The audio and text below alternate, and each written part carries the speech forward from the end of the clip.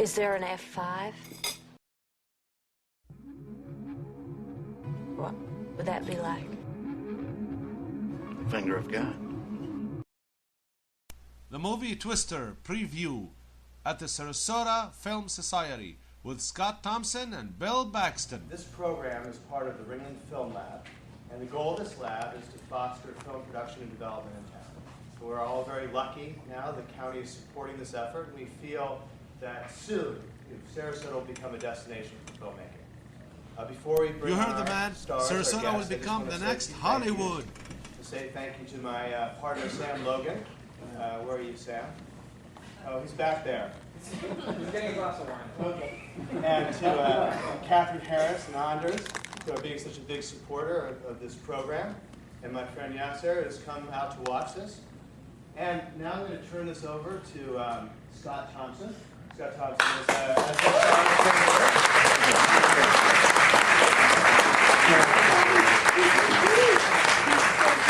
Scott has been in a lot of movies, from Fast Times at Ridgemont High, Police Academy, his recent work in True Blood, and his upcoming movie Vamps with Sigourney Weaver coming out in summer. That would be fantastic. And now I'm not even going to bother introducing Bill other than to say, everyone knows what a great actor he is. What you might not know is how generous of a person he is. He's come to this community, he's opened himself up, and he's really helped us move this whole project along. So Bill, come and join us.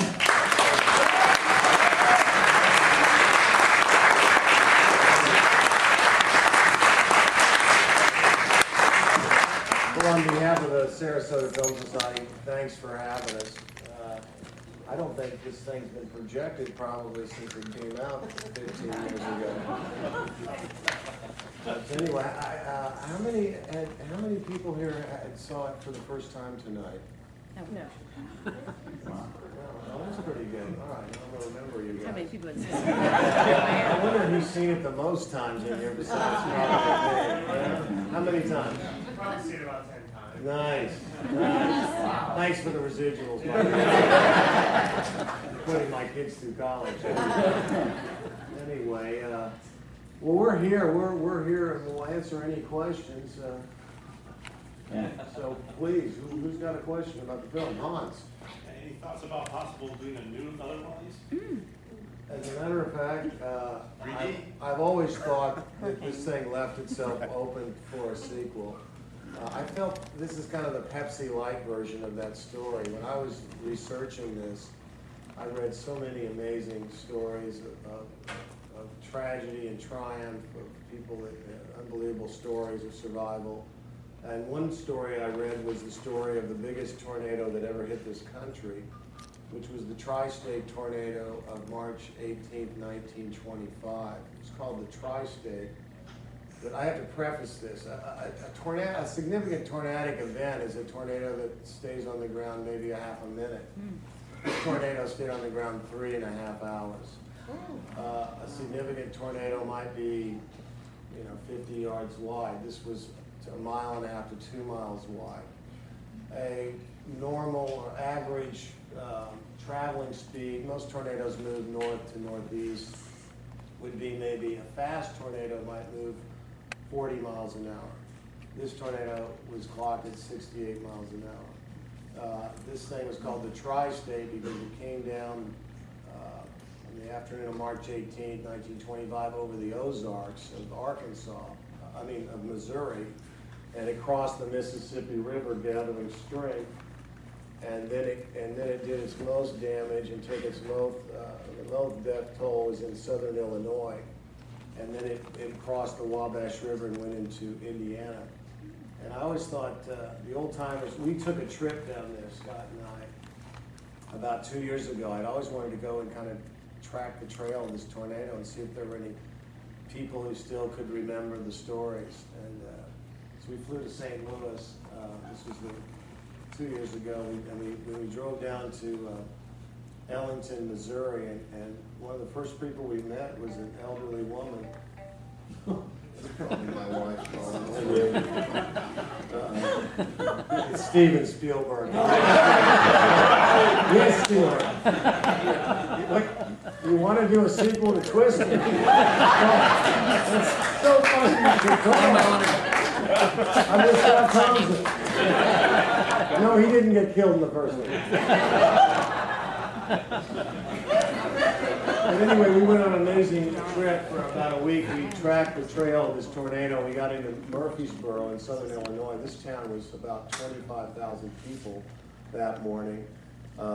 It killed about, I think, 600 people in that town. And the pictures of that town, it looks like they dropped an atomic bomb on this place. And the old timers there say, well, if it happened once, it could happen again. So I've always thought there was maybe a more of a Jaws-like version in this story. A little more, a little more butch and a little more PG-13. I mean, we're running around and, hey, we'll be okay. These pipes go down 30 feet. Hey, let me borrow your belt for a second. Whoa, hey, we're going upside down. I'm going to turn it over to Scott Thompson. Oh, God. No, go ahead, Scott. Give us a clever anecdote. Oh God! Well, it was a little difficult at first. Getting in and out of that flying cow costume.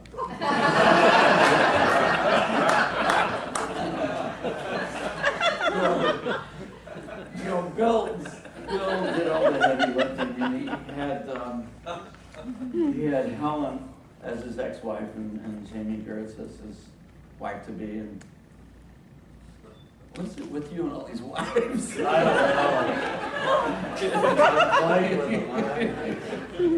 know. But so there was a lot of shooting with the trio there. So we had a lot of off time, but the director was very adamant that we had to be close by. So, we're in the middle of a cornfield, harmonica, waiting to do something. And, it was a little unfortunate that a lot of characters weren't as finely drafted as we would like to be. We were sort of a centipede, the group, we're sort of joined at the hip, we're like this hydra, just pulling together. And I tried to approach Jan, trying to, as an actress, it was like, well, they call me the preacher. It's like, why, and he's like, you're the preacher. So about Jan de Bont, the director of Twister. Yeah. Can we take a little deeper there? And I said, what if, okay, here's my take on it. Maybe, I'm a preacher's son, and I went over to science, and he nodded and patted me on the shoulder and said, yeah, you're the preacher. Okay. So I just sort of realized, well, really the star is the tornado, and you have your little backstory, but that's kind of for yourself and nobody else. Let me jump in for a second. Okay. I got cast with Helen. We were the first two casts, and they started casting all the other storm chasers. And Scott and I, we go way back. We've been in a lot of different things together. And I said, you got to get up for this movie. There's a lot of these storm chasers, the guys, friends and buddies. They're all running around. And so Scott got to audition for the film in New York. And I guess Jan de Bont, the director, had taken a suite at some hotel in Midtown in New York and was seeing actors. And what he was doing was he was putting them through, just because this dialogue, they were almost like the Greek chorus in the story. So a lot of the stuff was going to be improvised and kind of on the fly. And if they were waiting for a shot, they might do a shot of them. So he was kind of throwing these actors into these improv situations, and so I'm telling this secondhand. Right. But Scott told me he was in there, and Jan says to me, he says, okay, the storm is coming, and you have to find shelter. What are you going to do? And Scott, you're in a hotel suite. So what does Scott do? He pulls off his belt and starts trying to lash himself to the leg of a table. And Jan was like, oh, you're crazy. It's so funny. I love you.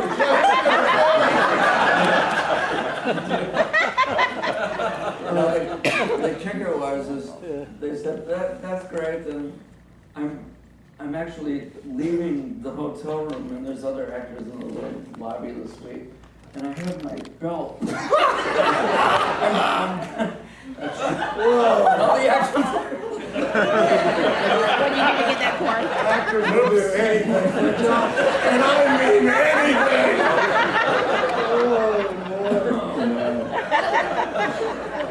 There's quite an adventure. No. There appears to be 40 credits for special effects people in the film. And I'm used to seeing 4 or 5 or 6. What would 40 special effects people be doing? Well, so much of this movie had to be done in post-production. I remember they would lay out these, with surveying instruments, they'd lay out all these poles, and they had these fluorescent tennis balls on them. And that would give them, and I guess it would be for where they were going to place the tornado in the shot. So there must have been hundreds of people. I think this was a lot of this was done with ILM, which was the biggest outfit at the time. But well, funny thing about that, you're talking about the flying cow, which is probably the biggest gag in the movie. And kids love it. But I remember Jan got a little frustrated with us. There's a lot of stories about Jan on this. He was kind of a tornado force in a way. He directed Speed, which made him an A-list director, and so this was his follow-up to that. Even though the picture was produced by Steven Spielberg's producer Kathy Kennedy. Spielberg, I only met about a year after I did the film. I met him, and he said, "Thanks for making me a lot of money." So he was watching from afar. Michael Crichton's wife and Michael Crichton wrote the script. And we never met him, but until we did some reshoots. Anyway, the story about the cow. I remember Jan, we would get in that car, in that truck, that Dodge truck, and there was Janie Gertz and Helen and myself. And there'd be the windshield was taken down, there were 3 cameras right there. And, I'd look over at Helen and say, yeah, they're putting on that 75mm lens. From this range, you could take your head clean off. But I remember Jan getting frustrated because we were all looking at the cow in kind of a different place. He's going, Helen, Bill, Jamie, the cow is here. Now, follow my face. Okay, here comes the cow. All right, now it's gone. The cow is gone. You don't see the cow. Here he comes again. It's ludicrous making movies. It's not a profession becoming a man, that's for sure. Who else has a question? Yes. To keep it on the effects for a second, I know you've obviously done a lot of special effects heavy films, and then you also do a lot that aren't. I remember years ago, ILM, who you mentioned, came and they talked about how one of the interesting things about filmmaking is that you're always pushing the technology to the limits. Mm-hmm. So therefore, you never really speed up the process of making a movie because you're just pushing it more and more. Have you found that, over the years, that has it gotten easier for you as an actor working with effects, or is it just, it's a whole new ballgame every film you're working on and you're just kind of rolling with it? Well, I find working with the green screen and special effects is a little like being back in the high school play, where everything's kind of just a flat that's been painted, and it's you have to just kind of let yourself go and not worry about making a complete fool of yourself. I find that I was talking about this the other day. You're looking out the LEM window from 50 miles up from the moon, and then all of a sudden, they're going to you're looking at the floor of the stage. They're shooting a close-up of your face, and you're seeing the moon. And they're going to put a shot in there that's pretty eye-popping. And I usually find it's better just to bear witness to it. So the hardest thing for me on this film was not cussing. When you're about to get killed by an F5 tornado, you might go, "Oh shit!"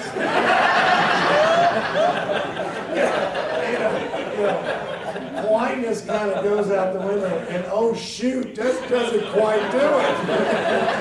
But I remember we had to do that all the time. I remember the moment when I realized that Carrie Elways, who's the bad guy with his special team of black SUVs. They're always in black SUVs. These people would get wise and drive pink SUVs.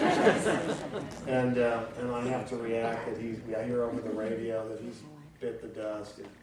And I couldn't cuss. I remember I kind of did a freak out on the steering wheel. Like, oh God, I'm done!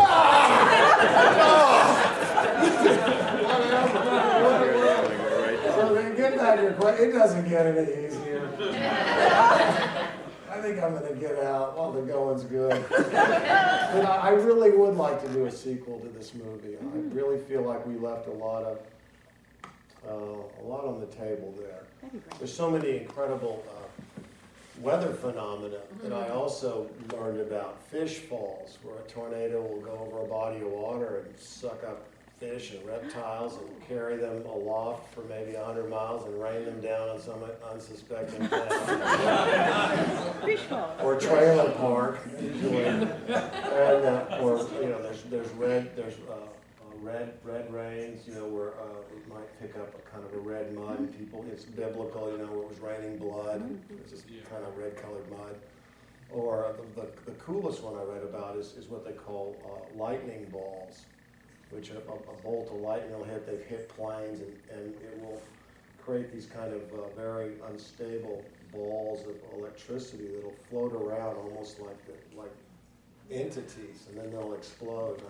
I thought, to get into a movie and get into that. Also, talking about the tri-state tornado, there's so much great tornadic lore, and it's such part of the American experience.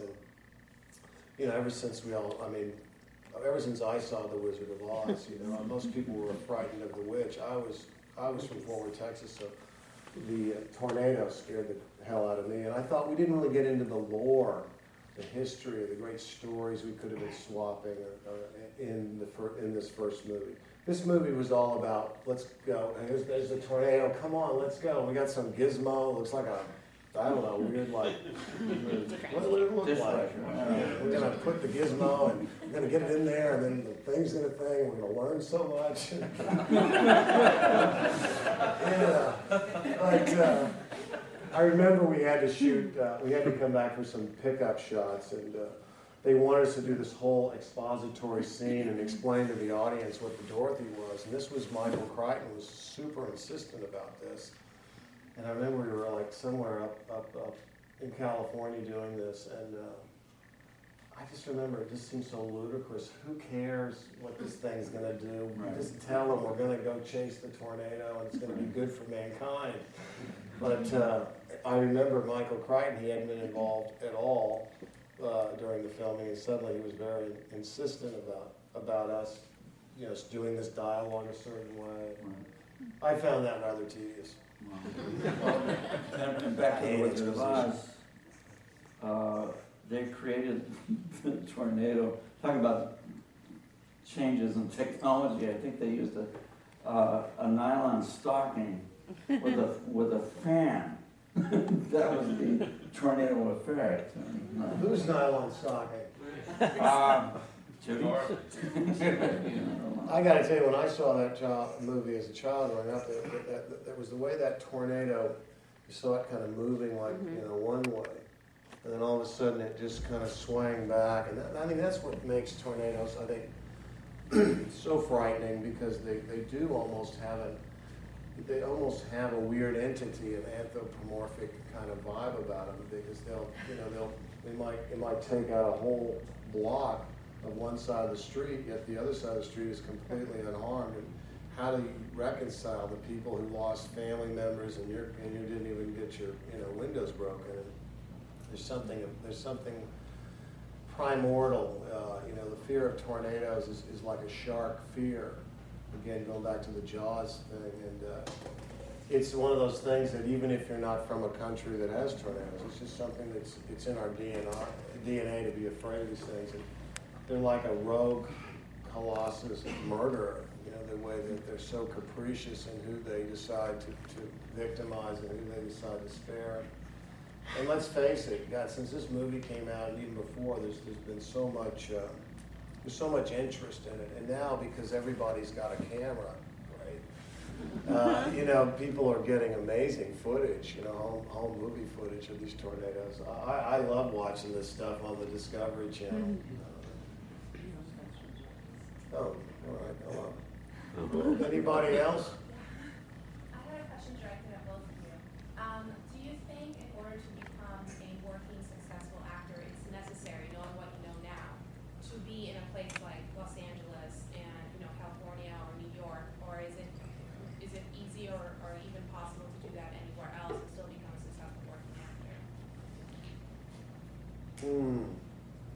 I know for when we were coming up, you had to be in Los Angeles or New York. Nowadays, I don't know. I've never moved away from Los Angeles. Because a lot of times you get a job because somebody turned something down or got sick, or can you come in this afternoon? Can you be here in 30 minutes? And so I would tend to want to avail myself where they were hiring, although I have a lot of friends who've made good careers from going to regional places like Austin or Vancouver, where there's a lot of production. But I don't think you can really depend on that.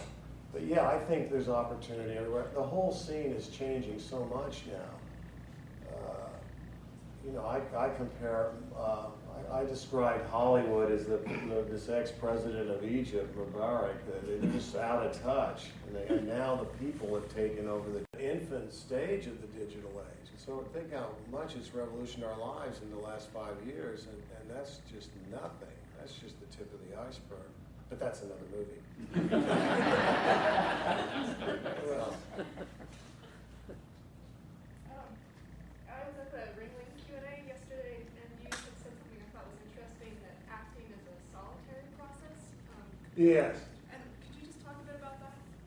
That struck me as I've always found acting to be a bit of a solitary pursuit, and I really wanted to be a filmmaker. My heroes, and I think I said this yesterday too, were kind of actors who who became, you know, they got to a certain level in their careers, and then they empowered themselves by becoming filmmakers. Everyone from Charlie Chaplin and Buster Keaton to, you know, Clint Eastwood was a huge influence in mine. I've never gotten to know the guy. I've always wanted to. Because I think you can make stories, you have a better idea about the best stories you can tell. But I found acting, you know, and the vanity of all of it and stuff, and the stress of it, and am I okay? Did the part work? Is my acting terrible? Is it okay? I get a little, again, I'm not conduct becoming a man. I also, the two films I've directed, The Greatest Game Ever Played and Frailty, I found them so much personally more empowering as a director. Look, this is a director's medium. Always has been, it always will be. And for me, I was not just helping myself, but I was giving other people opportunity. And I found ultimately that much more rewarding. Not to say acting is solitary, it's a personal thing for me. Right. Well, it should be, kind of, but ultimately you're kind of on your own there. But, I mean, when you're acting with an ensemble of actors, it's a team thing. But, I don't know, it's just such a egotistical and causes bad manners. All right. Have either of you ever been involved in a project that you really enjoyed the working experience, but you were maybe disappointed with the final product, or conversely, Story of his life. conversely, a project that was a very difficult working experience, but the end product was something you really were proud of having been involved in? I don't know where to begin with that. What's that? Big love. Big love. Big love. What's that? Is it Barb, I'm good. Nikki, or Margie? I love all my girls the same. Thanks so much. You've been a lovely audience.